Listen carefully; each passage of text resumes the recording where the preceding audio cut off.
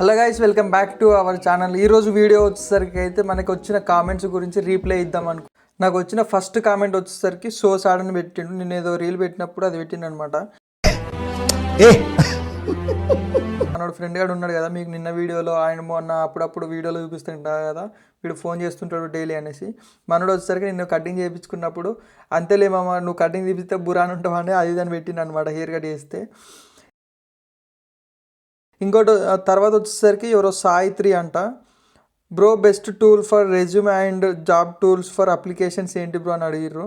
So నేనైతే apply చేసేటి job right AI use చేస్తాను అండ్ కొన్నిసార్లు చాట్ జీపీటీ అవి యూజ్ చేస్తుంటాను అనమాట. అంటే కంపేర్ చేసి ఏమేమి చేంజ్ చేయాలి అనేసి చూసుకుంటూ ఉంటాను. వీడియో క్వాలిటీ అండ్ ఎడిటింగ్ బాగుందని చెప్పిండు. బట్ నేనైతే వీడియో ఎడిటింగ్కి ఎక్కువ టైం పెట్టాలని ఎప్పుడు అనుకోను. ఎందుకంటే పెట్టాలి, మన కంటెంట్ అంటే మనం ఏం చెప్పాలనుకుంటామో అది చెప్పాలి అని అనుకొని పెట్టేస్తుంటాను అనమాట.